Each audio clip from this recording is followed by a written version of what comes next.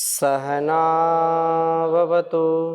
सहनौ भुनक्तु सह वीर्यं करवावहै तेजस्विनावधीतमस्तु मा विद्विषावहै। ओम शांति शांति शांति। गीता सार की इस कक्षा में पुनः आप सभी श्रोताओं का, दर्शकों का हृदय की गहराइयों से हार्दिक अभिनंदन है, वंदन है। हम 12वें अध्याय का स्वाध्याय कर रहे हैं और बहुत ही सुंदर चर्चा चल रही है। परमपिता परमेश्वर को समर्पित करते हुए अपने मनसा वाचा कर्मणा, जो भी हम कर्म करते हैं उनका अहंकार ना पालते हुए कि मैंने किया, हम श्रेष्ठ कर्मों को करें और उसका श्रेय उस परमात्मा को दे। क्यों? क्योंकि उसने यदि हमको इतना सुंदर शरीर, इतना सुंदर भाव, स्वभाव, इतना मानसिक सामर्थ्य ना देता, वाणी व्यवहार का सामर्थ्य ना देता, तो हम कैसे कर्मों को कर पाते। इसलिए हम एक रस होकर के, एकात्म होकर के, एकनिष्ठ होकर के, कर्मनिष्ठ होकर के, वेदनिष्ठ होकर के अपने स्वकर्म का, स्वधर्म का पालन करें तो निसंदेह यह जीवन और जगत सुंदरता से, दिव्यता से, भव्यता से परिपूर्ण हो जाएगा। और इस जीवन का जो रहस्य है, इस जीवन का जो सार है, उस जीवन को हम यथार्थ रूप में जी पाएंगे। यही इस जीवन का उद्देश्य है। धर्म, अर्थ, काम और मोक्ष निर्लेप भाव से पद्म पत्रम इव अंभसा, जैसे कीचड़ में कमल खिलता है और अनेक प्रकार से कीचड़ में खिलते हुए भी उस पानी में, उस कीचड़ में लिप्त नहीं होता, निर्लेप भाव से, ऐसे ही हमारा स्वभाव हो जाए कि हम निर्लेप हो जाएं, निरहंकार, निर्द्वेष हो करके निर्दोष जीवन जी सके, निर्मल जीवन हो और सफल जीवन हो। तो हम इस 12वें अध्याय के 6ठे 7वें श्लोकों का स्वाध्याय कर रहे थे, जिसमें चर्चा की थी कि यदि कोई बिल्कुल समर्पित भाव से मुझ को अपने कर्मों का समर्पण करते हुए कर्मों का अनुष्ठान करता है तो भवामी ना चिरात पार्था तेषाम अहम समुद्धरता, मैं उनका उद्धार करने वाला होता हूँ, मैं उनका उद्धारक हूँ, मैं उनका सुधारक हूँ, मैं उनको प्रेरणा देता हूँ कि कैसे जीवन को जीना है, कैसे जीवन की इस डगर में आगे बढ़ना है।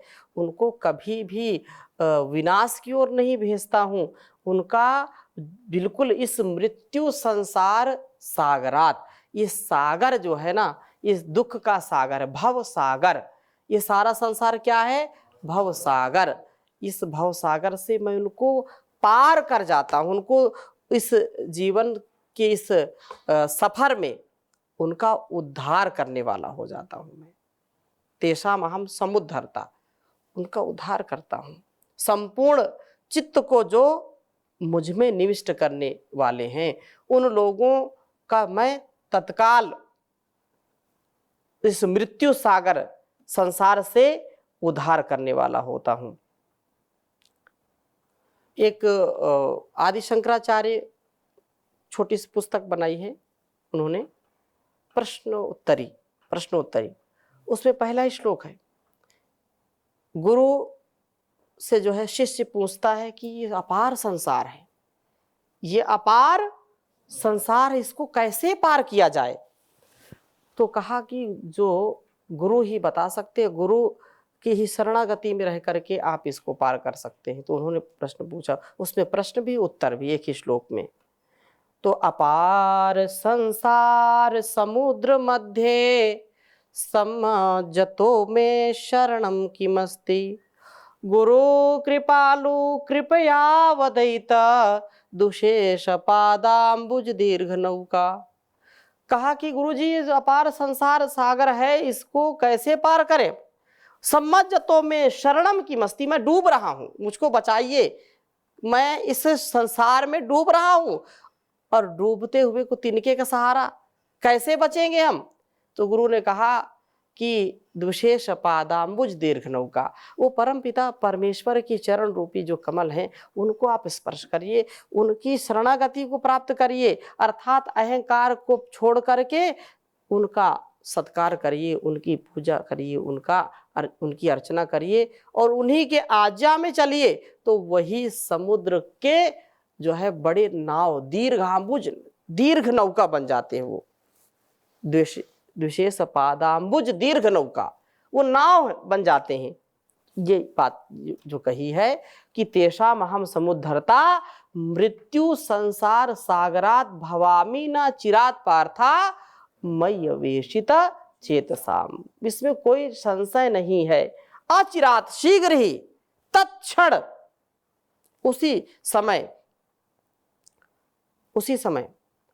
ऑन द स्पॉट, हाँ एट मोमेंट, उसी समय, उसी क्षण में उनका उद्धार कर देता हूं। आगे चलिए, बहुत सुंदर बात आगे कही है। मय्येव मन आधत्स्व मयि बुद्धिं निवेशय निवसिष्यसि मय्येव अत ऊर्ध्वं न संशयः।